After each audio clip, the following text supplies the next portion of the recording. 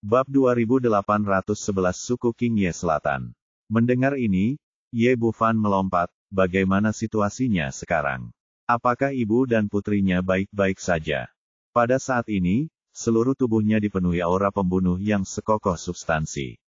Bahkan He Huali yang ada di sebelahnya pun sangat terkejut hingga dia berulang kali melangkah mundur.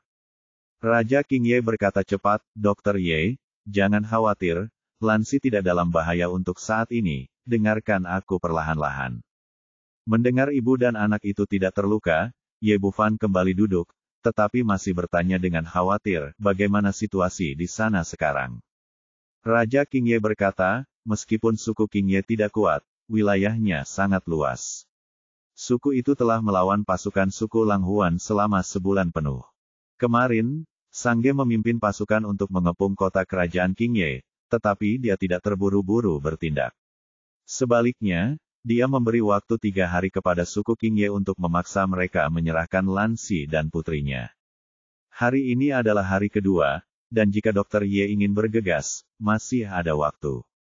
Mendengar masih ada 2 hari tersisa, Ye Bufan akhirnya melepaskan hatinya. Lansi dan putrinya harus diselamatkan. Karena masih ada waktu, kita harus berusaha sekuat tenaga untuk mencari tahu kebenarannya. Dia bertanya, bukankah suku Qingye dan Langhuan berasal dari benua Savage yang sama? Sangge baru saja secara acak memprovokasi perang saudara, jadi apakah Kaisar Savage-mu tidak peduli? Ceritanya panjang. Raja Qingye menghela napas, persoalan ini bermula 30 tahun yang lalu, ketika Kekaisaran dan para monster di pegunungan Savage melancarkan pertempuran yang belum pernah terjadi sebelumnya. Pertempuran itu sangat brutal, dengan korban yang tak terhitung jumlahnya di kedua belah pihak, tetapi yang terpenting adalah bahwa Kaisar Barbar Suci Ran Yue meninggal.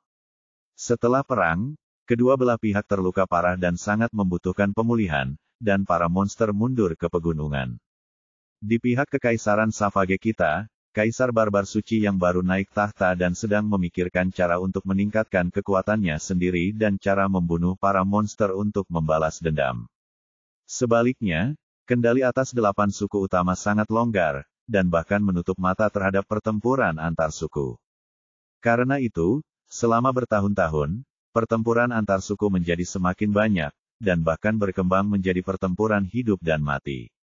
Pada titik ini, dia sepertinya merasa telah mengatakan sesuatu yang salah, dan buru-buru berkata, Tuan Suci Kaisar Barbar pasti punya rencananya sendiri. Suku Barbar saya pada awalnya dikenal karena kekuatannya, dan bertarung satu sama lain juga dapat membantu meningkatkan kekuatannya sendiri. Ye Bufan tidak peduli orang macam apa Kaisar Barbar Suci itu dan apa yang dilakukannya. Satu-satunya orang yang dipedulikannya sekarang adalah Lansi dan putrinya dari suku Qingye. Tampaknya dia tidak dapat mengandalkan campur tangan Kekaisaran Barbar dan hanya bisa mengandalkan dirinya sendiri. Terima kasih telah memberitahuku. Pil ini adalah hadiahku. Setelah Ye Bufan selesai berbicara, dia membalik pergelangan tangannya dan sebuah pil muncul di telapak tangannya. Itu adalah pil penguasa yang telah disempurnakannya sebelumnya. Ramuan semacam ini amat berharga bagi kaum barbar, bahkan bisa dikatakan tak ternilai harganya. Namun di hati Ye Bufan, tidak peduli betapa berharganya sesuatu, itu tidak lebih berharga dari Lansi dan putrinya.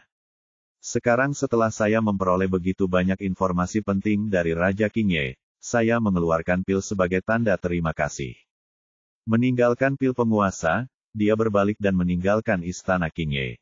Setelah melihat Ye Bufan pergi, Raja Qingye mengulurkan tangan dan memegang pil di telapak tangannya dan memeriksanya dengan saksama, lalu ekspresinya tiba-tiba berubah. Ini adalah pil penguasa. Bangsa barbar memiliki catatan yang jelas tentang pil penguasa, dan itu adalah pil suci yang diinginkan oleh setiap raja bangsa barbar. Karena alasan inilah Raja Qingye tidak asing dengannya dan mengenalinya sekilas. Namun, ramuan legendaris ini tidak muncul selama ribuan tahun, dan saya tidak pernah menyangka suatu hari ramuan itu akan muncul di tangan saya. Alasan mengapa dia memberitahunya begitu banyak informasi hanyalah karena dia mengagumi Ye Bufan sebagai pribadi. Seseorang yang mampu menyeberangi Laut Iblis dan menempuh perjalanan ribuan mil menuju benua buas pastilah orang yang sangat tergila-gila. Tetapi dia tidak pernah menyangka akan mendapat imbalan sebesar itu. Ini adalah pil penguasa. Berpikir bahwa selama dia mengambilnya, kultivasinya akan meningkat pesat ke tingkat yang lebih tinggi, memungkinkan dia untuk melompat ke jajaran Raja Barbar dalam satu gerakan. Tangan Raja Qingye tidak dapat menahan gemetar. He Huali di sebelahnya juga mengenali pil overload, tetapi ekspresi di wajahnya sangat rumit. Ada rasa terkejut, syukur, kagum, iri, dan cemburu. Aku tak pernah menyangka seorang manusia mampu memberiku emosi yang begitu kompleks. Dia menelan ludah dengan susah payah, ini benar-benar pil penguasa, dari mana dia mendapatkannya? Mungkinkah dia membuatnya sendiri? Tetapi bagaimana mungkin? Raja Qingye menarik napas dalam-dalam dan menenangkan keterkejutannya. Saudari Lansi sungguh beruntung telah menemukan pria yang luar biasa. Ye Bufan bergegas meninggalkan istana Qingye, mengucapkan selamat tinggal kepada Ni Guanyun begitu dia keluar, lalu bergegas meninggalkan kota Qingye bersama Xiao Xing dan Suling Suang. Ia melakukan perjalanan dengan cepat, menemukan tempat tak berpenghuni, dan kemudian melarikan diri ke istana Raja Naga. Seperti kata pepatah, mengasah pisau tidak menunda penebangan kayu. Agar dapat melihat Lansi dan putrinya sesegera mungkin, dia harus menyempurnakan Jiutian lagi. Ketika dia kembali ke Pulau Raja Naga, batu Feng Xuan muncul di depan matanya begitu dia memikirkannya. Inilah harta karun yang didapatnya dari Paradise Island. Alasan mengapa batu ini berharga adalah karena ia mengandung energi angin yang sangat kuat. Setelah diintegrasikan ke 9 surga, ia akan segera ditingkatkan ke tingkat yang lebih tinggi. Ye Bufan telah mengumpulkan cukup banyak bahan pemurnian selama kurun waktu ini, dan telah menumpuknya di sebuah bukit kecil di istana Raja Naga. Dia mengulurkan tangannya dan mengambil selusin material, menyatukannya dengan batu Feng Xuan dan mulai memurnikan 9 surga lagi. 1 jam kemudian, Jiutian telah menyelesaikan proses pemurnian. Kelihatannya jauh lebih kecil daripada sebelumnya, tetapi memancarkan aura megah. Baiklah, ayo berangkat. Ye Bufan membawa Xiao Xing dan Suling Suang keluar dari istana Raja Naga dan melompat ke langit. Kecepatannya sungguh cepat. Berdiri di haluan, Suling Suang mendesah pelan. Meskipun Jiutian hanya maju 1 tingkat, kecepatannya meningkat beberapa kali lipat, bagaikan kilatan petir di langit, sangat cepat. Ketika malam tiba, mereka tiba di suku Qingye di selatan dan melihat kota kerajaan Qingye yang tinggi dari jauh. Ada 7 atau 8 orang yang duduk di aula pertemuan istana Aoba saat ini, dan suasananya menyedihkan dan berat. Seorang wanita muda berusia 20-an duduk di tengah. Dia memiliki wajah yang cantik, tetapi ada kesedihan yang tak terpecahkan di antara alisnya. Qingye Wang Lansi sekarang menjadi kepala suku Qingye Selatan. Di sebelah kirinya ada seorang lelaki tua berambut dan berjanggut putih, Raja Qingye sebelumnya, Yundan, yang menjabat sebagai tetua kedua Dewan Tetua setelah turun tahta. Ada pula seorang lelaki tua di sebelah kanan, namun ia berpenampilan garang dan memiliki aura yang kuat. Dia adalah satu-satunya orang kuat setingkat kaisar di suku Nanxingye dan ketua tetua Dewan Tetua, Zuo Antu. Di sebelahnya duduk seorang pria muda berusia 30-an, bertubuh kekar dan memiliki tatapan sinis di matanya. Dia adalah putranya, Beguerte. Awalnya, dia hanya seorang raja barbar tingkat kedua, tetapi ayahnya adalah satu-satunya orang kuat tingkat kaisar di suku Qingye. Dengan bantuan status ayahnya, putranya masuk dalam Dewan Penatua dan menjabat sebagai kepala diaken. Awalnya, menurut ide Zuo Antu, dia ingin putra ini mewarisi posisi Raja Qingye.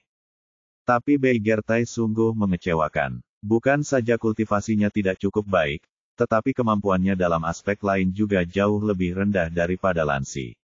Sungguh sulit untuk meyakinkan orang lain, jadi dia tidak punya pilihan selain mundur ke Dewan Tetua. Namun ayah dan anak itu tidak mau menyerah dan selalu ingin merebut kembali tahta Raja Qingye.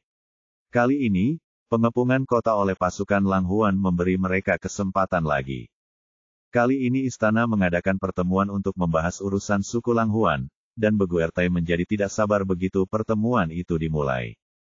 Hari ini sudah hari kedua batas waktu. Demi jutaan orang suku Aoba, kita harus mengambil keputusan secepatnya. Bab 2812 merebut kekuasaan dan merebut tahta. Apa yang perlu ditakutkan? Mereka hanya suku Lang Huan. Apakah menurutmu suku King Yeku takut pada mereka? Saat dia berbicara, seorang jenderal setengah baya yang tegap berdiri. Itu Gaidar, pemimpin suku King Ye.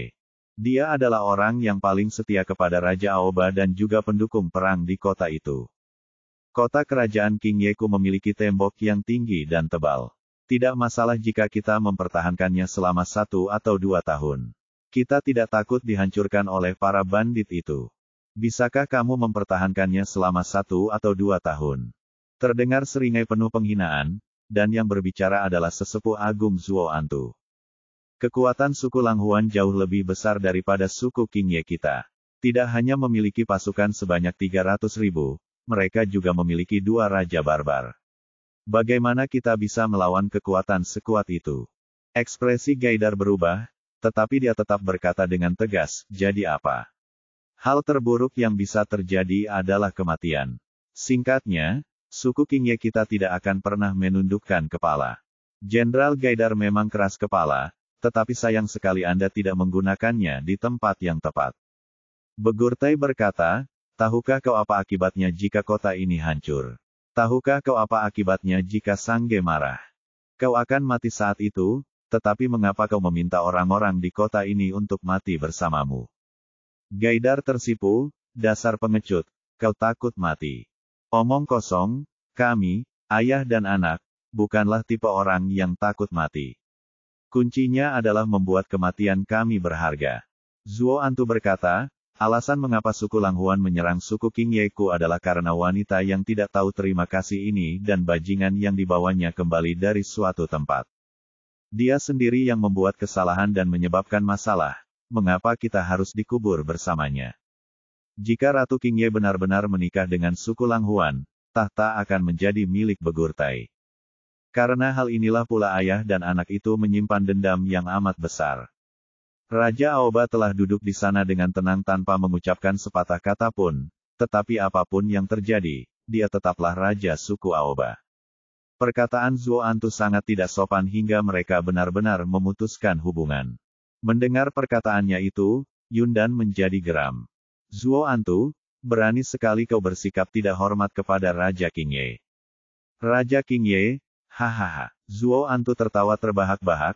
Pada titik ini, apakah menurutmu dia masih bisa bertahan di atas tahta?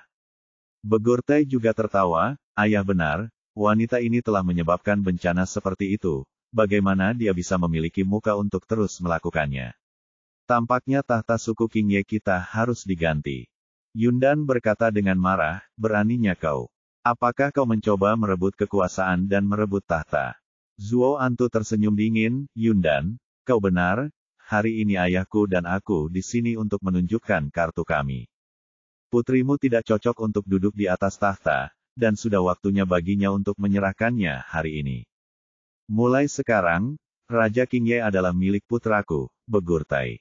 Kamu berani. Gaidar sangat marah dan menghunus pedang panjang dari pinggangnya. Tetapi dia satu-satunya yang bereaksi. 4 atau 5 orang lain di sekitarnya tidak bergerak sama sekali, dan tampaknya mereka sudah menerima hasil ini. Oke, Ratu Aoba berbicara saat ini. Apapun yang terjadi, dia masih duduk di singgasana, dan ruangan itu segera kembali sunyi. Dia menatap Zuo Antu dan putranya, aku bisa menyerahkan tahta, dan kalian juga bisa menyerahkanku, tetapi ada satu syarat, putriku tidak boleh disentuh. Hahaha, Lansi, kamu sungguh naif. Apakah kamu pikir kamu memenuhi syarat untuk tawar-menawar dengan kami saat ini? Wajah Begurtai penuh dengan kesombongan, jika kami tidak menyerahkanmu dan bajingan kecil itu, bagaimana kami bisa meredakan amarah Sangge? Jadi, kalian berdua tidak bisa melarikan diri, kalian semua harus diserahkan ke suku Lang Huan. Wajah Raja King Ye tiba-tiba menjadi gelap, tutup mulutmu yang bau itu, putriku punya ayah, dia bukan anak haram. Zuo Antu menggelengkan kepalanya, bagaimanapun, dia adalah seorang wanita dan tidak cocok untuk duduk di atas tahta. Bahkan saat ini, dia masih melindungi pria liar dan bajingan kecil itu. Wajah Raja King Ye menjadi semakin menakutkan, dan suaranya sangat dingin, saya katakan sekali lagi, tidak seorang pun dapat mengatakan bahwa putri saya adalah seorang bajingan.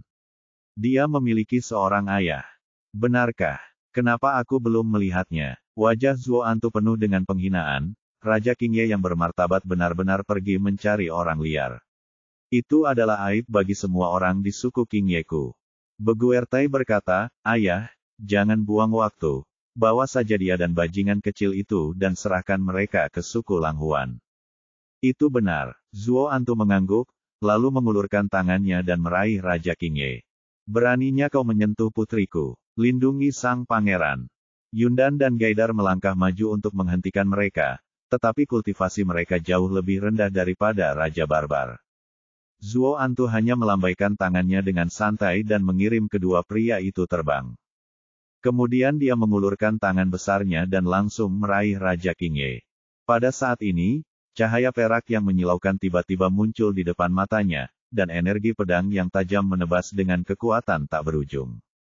Zuo Antu yang awalnya berwajah sombong, tiba-tiba berubah ekspresinya.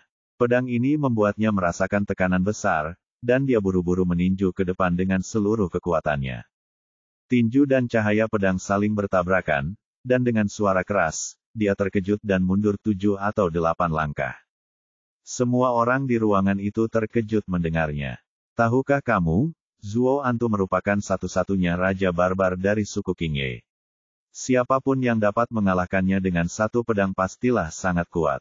Semua orang buru-buru melihat ke arah Raja Qingye, hanya untuk melihat bahwa 3 orang lagi telah muncul di ruangan itu tanpa mereka sadari. Orang yang baru saja muncul adalah seorang wanita berpakaian putih, memegang pedang panjang di tangannya, menatap ke samping dengan mata tajam. Di belakangnya berdiri seorang gadis kecil yang lucu, namun dia bahkan tidak melihat ke arah mereka dan tetap berkonsentrasi memainkan konsol permainan di tangannya. Pria satunya lagi berdiri di sana, menatap Raja Qingye dengan penuh cinta, wajah tampannya penuh dengan kegembiraan yang tak terkendali. Itu kamu. Raja Qingye tercengang saat melihat Ye Bufan. Ia tidak pernah menyangka lelaki ini akan tiba-tiba muncul di hadapannya. Ini aku. Aku di sini untuk menemuimu. Ye Bufan berkata dengan gembira, sudah lama aku tidak bertemu denganmu. Apa kabar? Kudengar kita punya anak perempuan, iya. Di mana dia? Raja Qingye tersadar dan berteriak dengan cemas, kamu seharusnya tidak datang. Kamu harus pergi sejauh mungkin, kembali ke Tianxiongsu. Hahaha, kamu ingin pergi, tetapi bisakah kamu pergi? Zuo Antu tertawa terbahak-bahak, pantas saja kau tidak memberitahu kami siapa orang liar ini. Ternyata dia menemukan manusia. Lansi, kau benar-benar mempermalukan orang barbar kami. Bei Gurtai mengikutinya, ayah, kirim pria liar ini dan bajingan kecil itu ke Pangeran Sangge. Aku yakin dia akan. Sebelum dia selesai berbicara, tiba-tiba terdengar suara, "Pa," yang tajam di telinganya, dan kemudian seluruh orang itu ditampar. Ye Bufan menamparkan Begulten, seluruh tubuhnya dipenuhi aura pembunuh dan matanya sedingin pisau. Siapa yang memberimu keberanian untuk menghina putriku? Beguerte benar-benar terpana oleh tamparan itu. Dia tidak tahu keberadaan macam apa yang tengah dia hadapi. Dia bangkit dari tanah, marah. Bajingan, kau manusia rendahan, berani memukulku, aku harus membunuhmu hari ini. Namun dia masih belum menyelesaikan perkataannya dan ditampar lagi. Bab 2813, Percaya Diri. Kali ini Ye Bufan tidak berhenti, melainkan mengikutinya seperti bayangan. Dia mencengkeram lehernya dan menamparnya keras dengan mulutnya yang menamparkan. Wow, Beguerte awalnya ingin mengatakan sesuatu yang lain, tetapi dia dipukuli sedemikian rupa sehingga dia tidak dapat mengucapkan sepatah kata pun dan hanya bisa menjerit. Dalam sekejap mata, seluruh wajahnya babak belur seperti kepala babi, dan darah terus mengalir dari sudut mulutnya. Bajingan, kau cari kematian. Sebelumnya perhatian Zuo Antu tertuju pada Suling Suang, dan dia baru tersadar pada saat ini. Dia muncul di depan Ye Bufan dan meninjunya. Orang tua, giliranmu. Ye Bufan berteriak dengan marah dan menghilang. Ketika dia muncul lagi, tangan kanannya sudah mencengkeram lehernya erat-erat. Zuo Antu mengeluarkan suara serak, wajahnya penuh keterkejutan dan ketakutan. Meskipun dia melihat Suling Suang baru saja mencapai tahap penyeberangan kesengsaraan, dia tidak menganggapnya terlalu serius. Lagi pula, kejadian itu terjadi secara tiba-tiba dan dia tidak mengerahkan seluruh tenaganya pada pukulan itu. Jika mereka terlibat dalam pertarungan formal, dia yakin bahwa dirinya tidak akan dikalahkan oleh lawannya. Namun sebelum keyakinannya dapat dibuktikan, Ye Bufan telah menggendongnya di tangannya seperti seekor ayam. Ia berusaha melawan dengan sekuat tenaga, tetapi manusia di hadapannya bagaikan gunung yang tidak dapat digoyahkan sedikitpun. Bagaimana ini mungkin? Zuo Antu merasa ketakutan. Ia tidak pernah menyangka bahwa pemuda di depannya bahkan lebih kuat darinya. Beraninya kau menghina putriku. Buka mulutmu. Ye Bufan mendengarnya dengan jelas tadi. Orang tua ini juga bajingan yang bicaranya kasar saat membuka mulutnya dan bajingan yang bicaranya kasar saat menutup mulutnya. Tidak ada ruang untuk kesopanan pada saat ini, dan dia menamparkan wajahnya. Ah! Zuo Antu terus meraung dengan marah. Dia adalah Raja Barbar, dan kapan dia pernah dipermalukan seperti ini? Meskipun dia telah mencapai tingkat Raja Barbar, dia masih tidak bisa menahan tamparan Ye Bufan, dan setiap tamparan akan meninggalkan bekas merah terang. Dalam sekejap mata, pipinya bengkak dan dia dan Begult menjadi ayah dan anak yang keras kepala. Raja King Ye berdiri di sana dengan linglung, matanya yang besar dan indah terbuka lebar, wajahnya penuh keheranan, dia tidak percaya apa yang dilihatnya.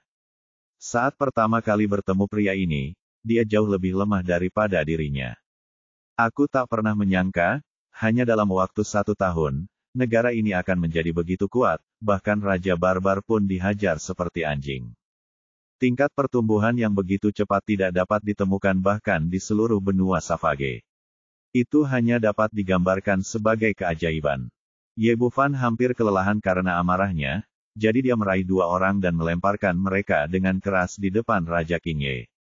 Lan Si, kamu urus kedua orang ini. Meskipun dia sangat marah, dia tidak membunuh kedua orang ini, hanya demi wajah Raja King Ye. Raja King Ye kembali sadar, tetapi untuk sesaat dia tidak tahu bagaimana cara menghadapi 2 orang di depannya. Berdasarkan apa yang telah dilakukan ayah dan anak ini sebelumnya, tidaklah terlalu berlebihan jika mereka dipotong-potong. Tetapi mereka adalah pejabat penting suku King Ye, terutama Zuo Antu, yang merupakan satu-satunya Raja Barbar. Raja Barbar sangat penting bagi suatu suku dan merupakan tulang punggung suku tersebut. Jika dia benar-benar terbunuh, suku King Ye akan menjadi satu-satunya yang tidak memiliki Raja Barbar, dan konsekuensinya akan tak tertahankan. Zuo Antu aslinya adalah seorang pria yang licik. Dia segera menyadari kekhawatirannya, lalu segera memperoleh kepercayaan diri dan melompat dari tanah. Lan Si, akulah satu-satunya Raja Barbar dari suku King Ye. Kau benar-benar berkolusi dengan umat manusia untuk menyerangku. Ini adalah kejahatan yang tidak bisa dimaafkan. Kau tidak layak menjadi Raja King Ye. Beguerte juga berteriak, semua orang melihatnya, kan? Apa yang baru saja dilakukan manusia ini? Dia jelas-jelas musuh suku barbar kita. Tidak peduli seberapa kuat dia bukan milik kita. Dia akan pergi pada akhirnya. Di masa depan, seluruh suku King Ye harus bergantung pada ayahku, satu-satunya Raja Barbar. Orang ini juga cerdas, dan dia langsung menyampaikan inti permasalahan hanya dengan 1 kalimat. Awalnya, beberapa orang terkesan dengan kekuatan yang ditunjukkan oleh Ye Bufan, tetapi mereka dapat membayangkan bahwa dia akhirnya akan pergi dan tidak akan ada hubungannya dengan suku King Ye, jadi mereka segera menghilangkan gagasan ini. Orang-orang yang hadir saling memandang, dan meskipun tidak ada seorang pun yang berani mengatakan apapun, keraguan di mata mereka sudah terungkap. Raja King Ye sedikit mengernyit. Tidak peduli seberapa kuat Ye Bufan, kejadian hari ini tidak akan berakhir baik. Jika dia dengan paksa menekan hukuman pada Zuo Antu dan putranya, orang-orang di bawahnya akan segera menjadi tidak setia, dan akan sulit baginya untuk duduk di atas tahta ketika hati rakyat terbagi. Pada saat ini, 2 suara renyah, "Pa-pa-pa," terdengar di seluruh aula. Ye Bufan menamparkan Zuo Antu dan pria lainnya 2 kali berturut-turut, menjatuhkan mereka ke tanah. Kamu berani memukulku. Beguerte penuh amarah. Dia tidak menyangka pihak lain tidak menganggap serius ancaman dari dia dan putranya sama sekali. Memukulmu. Ye Bufan tersenyum dingin, apakah kau percaya aku berani membunuhmu? Wah, Menurutmu tempat apa ini? Ini benua Savage dan suku Qingye. Akulah satu-satunya Raja Savage di sini. Beranikah kau membunuhku? Dalam pandangan Zuo Antu, bahkan jika Ye Bufan benar-benar ingin bunuh diri, Raja Qingye akan maju untuk menghentikannya, jadi dia berbicara dengan penuh percaya diri dan tanpa rasa takut. Hal ini memang benar adanya. Lan Xi terus menatap Ye Bufan, memberi isyarat kepadanya untuk tidak benar-benar membunuh pihak lain, jika tidak, masalahnya tidak akan ada habisnya. Ye Bufan tersenyum tipis untuk memberi isyarat padanya agar tenang, lalu menatap Zuo Antu. Apakah menurutmu hanya karena kau adalah Raja Barbar, aku tidak berani membunuhmu? Ya, akulah satu-satunya Raja Barbar dari suku Qingye. Jika kau membunuhku, suku Qingye tidak akan bisa lagi mendapatkan pijakan di benua Savage. Nada bicara Zuo Antu menunjukkan kesombongan. Ini adalah fakta yang tidak dapat diubah. Tidak peduli seberapa kuat pihak lain, dia tidak akan diakui oleh orang-orang barbar. Baiklah, patuhi saja perintahku di sini. Nanti aku akan memberimu kejutan. Ye Bufan mengangkat tangannya dan menyegel titik akupuntur Zuo Antu dan putranya. Dia meninggalkan Xiao Xing dan Su Ling Suang di sini untuk menjaga mereka, dan kemudian menarik Raja Qingye ke kamar sebelah. Ini. Semua orang di aula itu bingung dan tidak tahu apa yang akan dilakukan pemuda ini. Bahkan Raja Qingye pun sama, dengan ekspresi kebingungan di wajahnya. Apa yang akan kau lakukan? Ye Bufan tersenyum padanya, aku punya hadiah besar untukmu.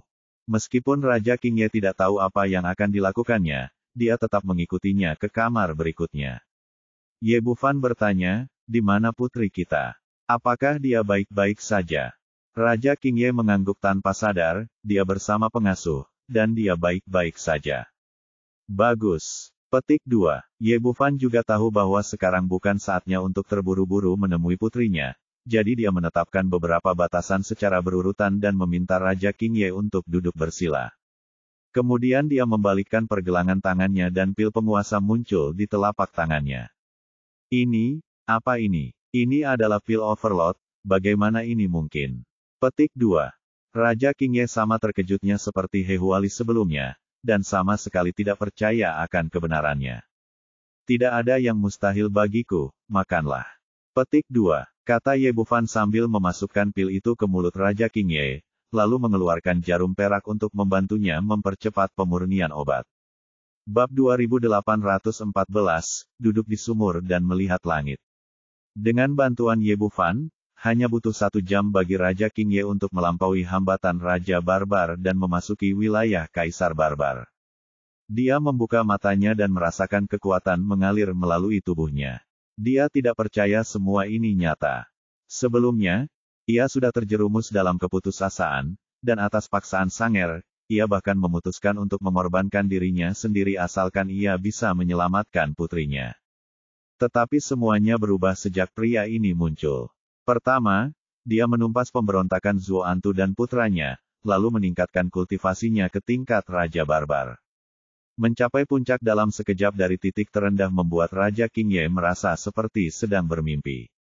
Setelah tertegun sejenak, dia bergumam, apakah ini benar? Tentu saja tidak, ini mimpi, mari kita terus duduk sebentar. Ye Bufan tersenyum tipis, lalu mengeluarkan 2 pil dan memasukkannya ke dalam mulutnya, 1 pil Maharaja dan 1 pil Buddha Surgawi. Sekarang dia punya cukup pil di tangannya. Tidak cukup hanya membantu wanitanya meningkatkan levelnya. Dia perlu melangkah lebih jauh. Biasanya, 1 pil overload dapat membuat Raja Barbar naik 1 tingkat, tetapi Raja Qingye baru saja naik pangkat dari alam Raja Barbar, jadi khasiat obatnya jauh lebih lemah. Bagi orang awam, yang akan mereka lakukan adalah menunggu sejenak, lalu meminum 1 pil overload setelah fondasi mereka kokoh.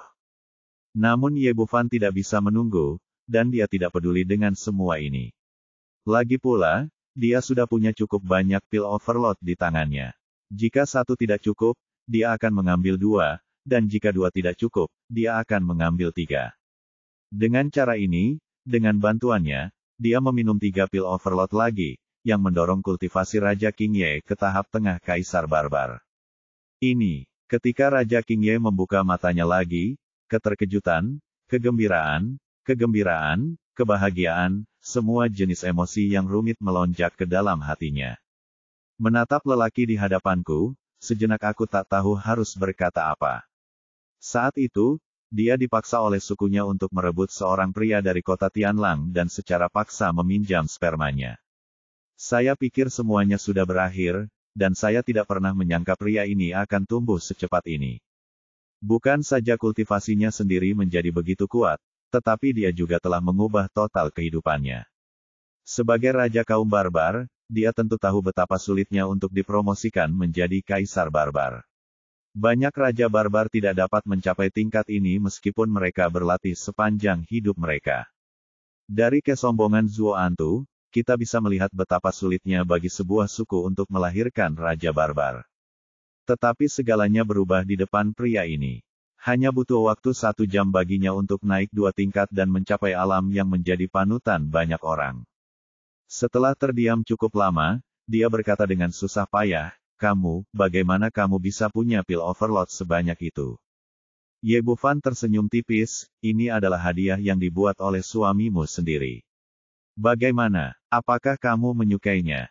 Saya suka itu. Raja Qingye mengangguk, dan kesedihan mendalam di antara alisnya menghilang, digantikan oleh senyuman bahagia. Pada saat itu aku merasa Tuhan begitu baik padaku. Pria yang ia temui secara acak ini ternyata sangat luar biasa. Baiklah, mari kita selesaikan kedua masalah itu sekarang, lalu kita akan pergi menjenguk putri kita bersama-sama. Kata Ye Bufan sambil memegang tangan Raja Qingye, dan mereka berdua kembali ke ruang pertemuan tempat mereka berada sebelumnya. Aku katakan padamu, suku Qingye bisa hidup tanpa siapapun dan siapapun bisa menjadi Raja Qingye, tetapi mereka tidak bisa hidup tanpa aku, Raja Barbar. Zuo Antu berbicara dengan air liur yang berterbangan, dan semakin dia berbicara, semakin percaya dirinya. Pada saat ini, Ye Bufan dan 2 orang lainnya masuk dari luar pintu. Lan Si, biar ku katakan padamu, apakah kau Raja Qingye atau bukan, kau tidak berani menyentuhku, kalau tidak kau tidak akan sanggup menanggung akibatnya. Bagaimanapun, akulah satu-satunya Raja Barbar dari suku Qingye. Ye Bufan datang kepadanya dan tersenyum bercanda, orang tua, kamu bukan orang itu lagi. Apa maksudmu? Zuo Antu sedikit bingung, dan firasat buruk muncul di hatinya tanpa alasan. Pada saat ini, tatapan matanya tertuju pada Raja Qingye, dan pupil matanya tiba-tiba membesar seolah-olah dia telah melihat hantu di siang bolong. Tidak mungkin, ini benar-benar tidak mungkin, bagaimana ini mungkin? Merasakan keanehannya, semua orang memandangnya. Ini, seluruh penonton terkejut, dan semua orang menunjukkan ekspresi yang sangat terkejut. Tidak seorang pun menyangka bahwa hanya 1 jam setelah pergi, Raja Qingye kembali dan dipromosikan dari Raja Barbar tingkat pertama menjadi Kaisar Barbar tingkat menengah. Ini hanyalah sebuah keajaiban, ini sama sekali tidak mungkin, tidak ada seorang pun yang berani berpikir demikian. Biasanya, sangat sulit untuk dipromosikan dari Raja Barbar menjadi Kaisar Barbar, apalagi menerobos 2 alam sekaligus. Hahaha. Tepat saat semua orang terkejut tak terlukiskan kata-kata, tiba-tiba terdengar suara tawa melengking penuh ejekan. Semua orang menoleh dan melihat bahwa Begultei lah yang tertawa. Ayah, kalian semua telah ditipu oleh anak ini. Ini tipuan belaka. Dia naik 2 level dalam 1 jam. Apakah dia benar-benar berpikir dia adalah dewa? Bahkan dewa pun tidak bisa melakukannya. Dia pasti telah menggunakan beberapa cara untuk mengubah auranya. Lan Si masih Lan Si yang sama, dan mustahil baginya untuk dipromosikan menjadi Raja Barbar. Setelah dia mengatakan ini, semua orang menunjukkan ekspresi pencerahan yang tiba-tiba. Tidak mengherankan mereka percaya apa yang dikatakan Begultei. Bagaimanapun, kemajuan seperti ini sungguh luar biasa dan belum pernah terdengar sebelumnya. Zuo Antu kembali sadar, dan keterkejutan di wajahnya berubah menjadi ejekan menghina. Jika kamu ingin menipu, kamu harus lebih realistis. Cukup berpura-pura menjadi tahap awal Kaisar Barbar. Kamu sebenarnya berpura-pura berada di tahap tengah. Aku tidak tahu apakah harus mengatakan bahwa kamu tidak punya otak atau bodoh. Kamu benar-benar seekor katak di dalam sumur. Ye Bufan berkata sambil melepaskan titik akupunturnya. Tidak percaya. Kalau begitu, cobalah sendiri. Zuo Antu tertegun sejenak, lalu tertawa, berpura-pura jual mahal, ya. Kalau begitu, biarkan aku melihat bagaimana aku mengungkap tipu dayamu. Setelah terkejut sesaat, dia tidak mempercayai apapun yang dikatakan Ye Bufan. Kaisar barbar tingkat menengah yang dipromosikan langsung dari Raja Barbar tingkat pertama belum pernah muncul di seluruh benua Savage. Setelah berkata demikian, dia terbang ke udara dan mengulurkan tangannya untuk menangkap Raja Qingye. Zuo Antu benar-benar percaya diri. Di dalam hatinya, Raja Qingye yang hanya setingkat Raja Barbar tidak akan pernah bisa menjadi lawannya. Namun ia tidak pernah menyangka bahwa baru saja ia bergerak, datanglah suatu momentum dahsyat yang dahsyat menimpanya bagai kekuatan yang sangat besar dan menghancurkannya hingga mati. Kemudian lehernya menegang dan dia dipegang dalam telapak tangan Raja Qingye. Ini, anggota tubuh Zuo Antu tergantung di udara dengan lehernya, wajahnya penuh ketidakpercayaan. Ini adalah kedua kalinya hari ini dia dipegang oleh seseorang seperti seekor ayam. Tepat pada saat itu, dia dengan jelas merasakan aura kuat Raja Qingye, tanpa kepalsuan apapun dan pastinya berada di tahap tengah Kaisar Barbar. Karena itu, dia bahkan tidak dapat melakukan satu gerakan pun.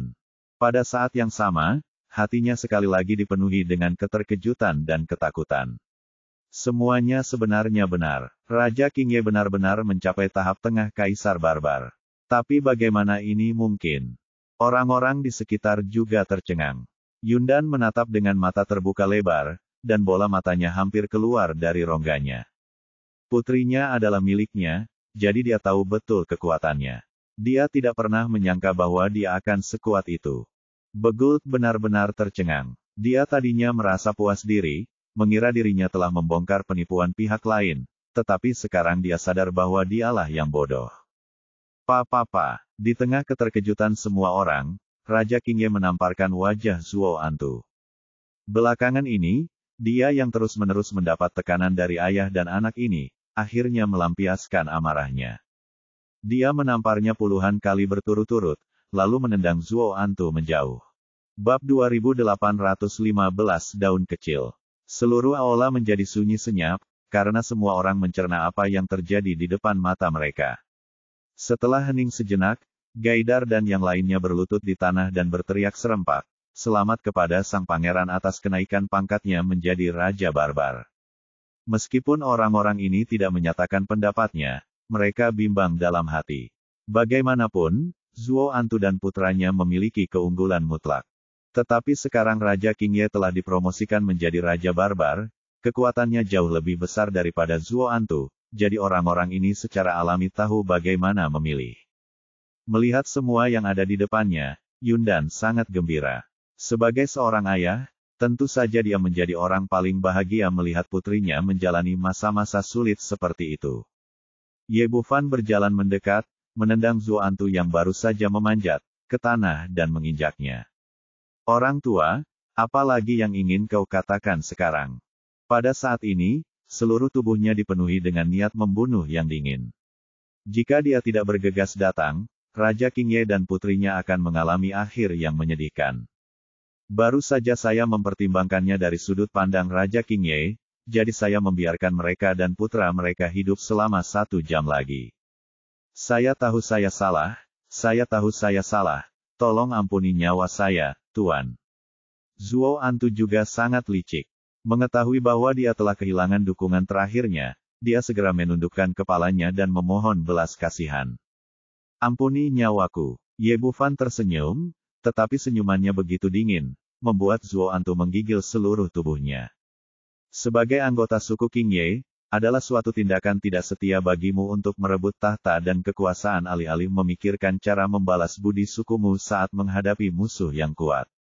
Sebagai seorang pria, tidak baik untuk menyerang anak yatim dan janda saat mereka sedang terpuruk. Apakah menurutmu aku akan membiarkan makhluk sepertimu, yang lebih buruk dari babi dan anjing, pergi begitu saja? Tolong ampuni saya, Tuan, ampuni saya. Saya tidak akan berani melakukan hal itu lagi. Sebagai satu-satunya Raja Barbar suku Qingye, Zuo Antu memiliki status tinggi dan menikmati semua kekayaan dan kemuliaan.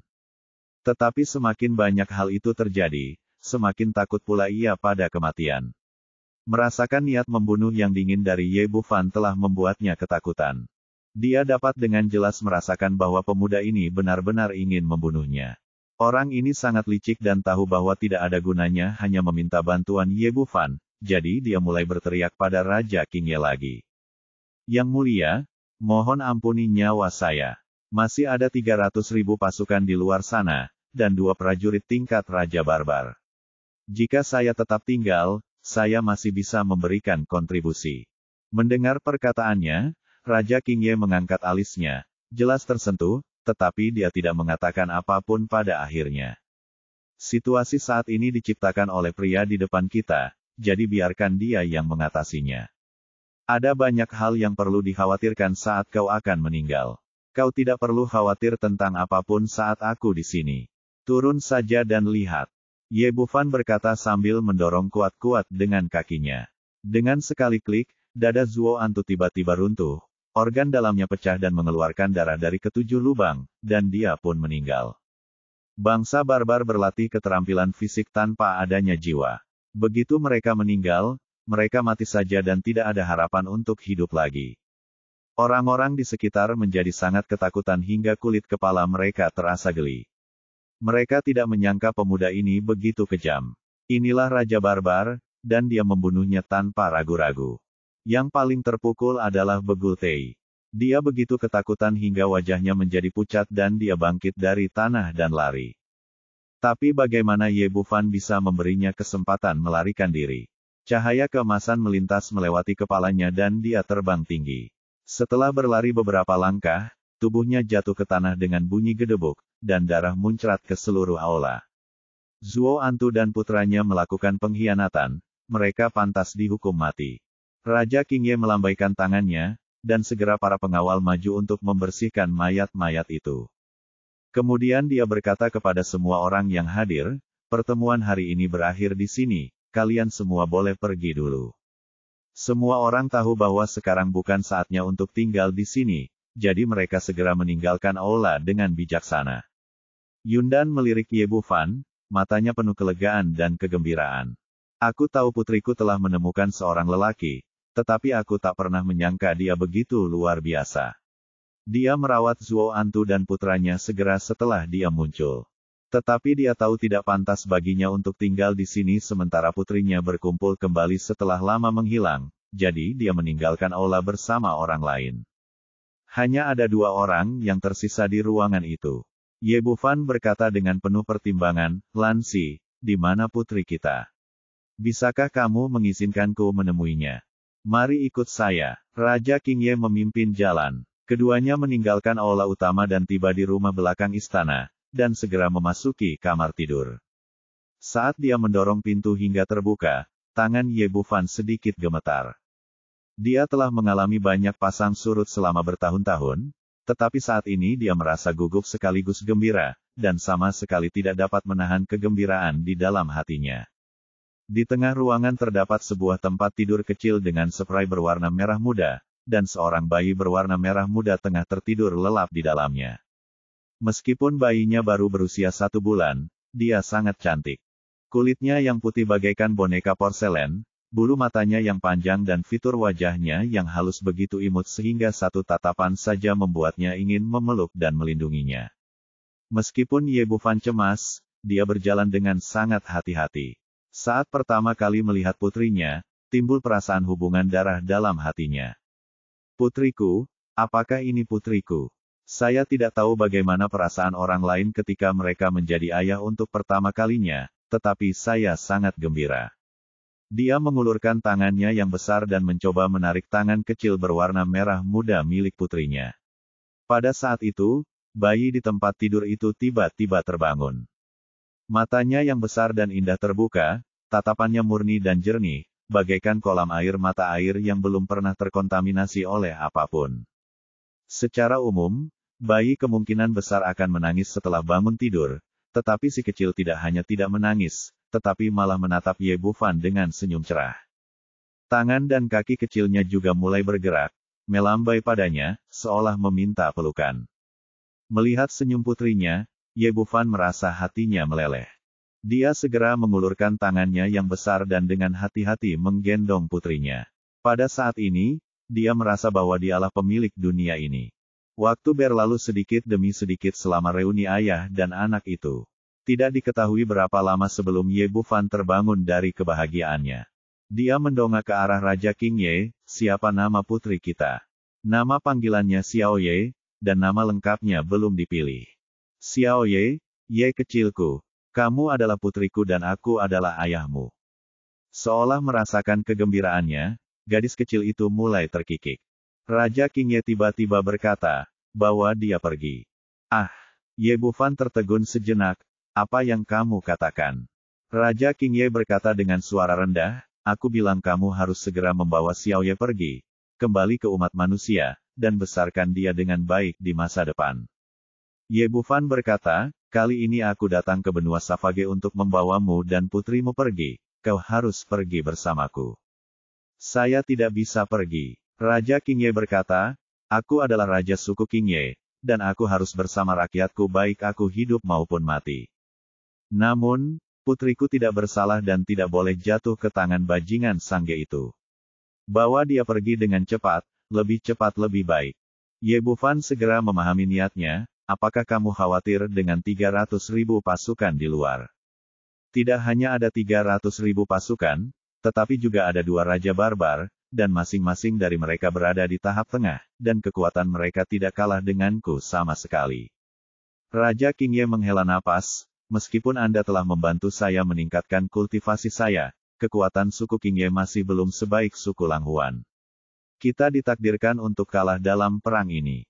Ye Bufan meletakkan putrinya kembali ke dalam box bayi, menatap wanita itu dan berkata, jangan khawatir, aku tidak akan membiarkanmu dan putrimu menderita. Bukankah itu hanya 300.000 pasukan dan 2 raja barbar? Serahkan padaku untuk menanganinya.